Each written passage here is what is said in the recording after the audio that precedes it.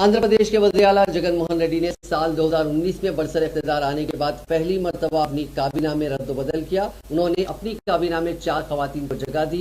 उनके पेशरफ काबीना के अरकान को उनमें से 11 अरकान को नई काबीना में बरकरार रखा गया। रियासती सेक्रेटेरिएट के अहाते में मुनक्किदा एक सादा तकरीब में गवर्नर विश्वभूषण हरिचंदन ने नए वज़रा को ओहदे और राजदारी का हलफ दिलाया। इस तकरीब में वज़ीर आला वाइस जगन मोहन रेड्डी बेशतर अवामी नुमाइंदों ने भी शिरकत की। వచ్చా లేదా నాకు తెలియవచ్చిన ఏ విషయాన్ని నా కర్తవ్యాలను సక్రమంగా నిర్వహించేందుకు అవసరమైన మేరకు తప్ప